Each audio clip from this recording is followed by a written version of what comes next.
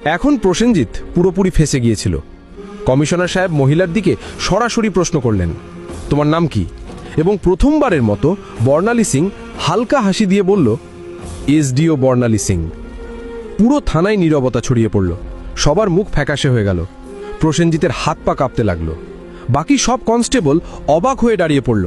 প্রসেনজিতের পায়ের নিচ থেকে মাটি সরে গেল। যে অফিসারকে সে চোর মনে করছিল, সেই ছিল সেই অফিসার যিনি পুরো জেলার আইন চালাচ্ছিলেন। আসলে সে কোনো সাধারণ মহিলা ছিল না, সে ছিল স্বয়ং এসডিও বর্ণালী সিং, যাকে রাস্তায় টেনে নিয়ে যাওয়া হয়েছিল, চুল ধরে টানা হয়েছিল, চর মারা হয়েছিল। এই কথা সবার সামনে আসতেই পুরো থানায় হট্টগোল শুরু হয়ে গেল। সব কনস্টেবল স্তব্ধ হয়ে গেল।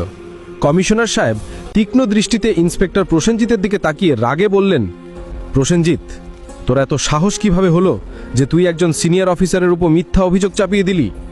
প্রসেনজিৎ কিছু বলার চেষ্টা করছিল, তখন সেখানে দাঁড়ানো সিনিয়র ইন্সপেক্টর সঞ্জয় বর্মা জোরে বললেন, স্যার, আমি তো আগেই বলেছিলাম কিছু গোলমাল আছে। এখন প্রসেনজিৎ পুরোপুরি একা পড়ে গিয়েছিল।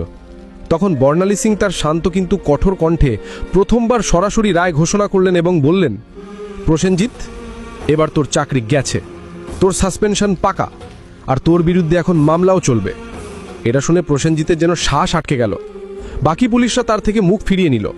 সঞ্জয় বর্মা সঙ্গে সঙ্গে হাঁক দিলেন, হাবিলদার সাহেব, এটাকে ধরে লকআপে ঢোকাও। কিন্তু তখন প্রসেনজিৎ পকেট থেকে একটা ভাঁজ করা কাগজ বের করে হাসতে হাসতে বলল, থামো ম্যাডাম, এটা আগে দেখে নাও, তারপর যা করার করো। সে কাগজটা দেখালো। কমিশনার এবং বর্ণালী সিং দুজনেই তৎক্ষণাৎ তার দিকে তাকালেন। প্রসেনজিৎ বলল, এই নাও আমার বদলির আদেশ। 3 দিন আগেই আমার বদলি হয়ে গেছে। এখন তুমি যতই রাগ করো, আমাকে চাকরি থেকে বের করতে পারবে না। পুরো থানা আবার নীরব হয়ে গেল। বর্ণালী কাগজটা হাতে নিয়ে পড়লেন। কমিশনার চোখ তির্যক করে সিনিয়র ইন্সপেক্টর সঞ্জয় বর্মার দিকে তাকিয়ে বললেন, যাও দেখো এই কাগজটা আসল নাকি শুধু দেখানোর জন্য। সঞ্জয় কম্পিউটারের রেকর্ড দেখে মাথা তুলে বললেন, স্যার, এটা তো আসল, কিন্তু এখনও এ নতুন ইন্সপেক্টরকে চার্জ হস্তান্তর করেনি। অর্থাৎ এখনও এখানকার আসল ইন্সপেক্টর হয়ে বসে আছে এবং সব দুষ্কর্ম এর দ্বারাই করা হয়েছে।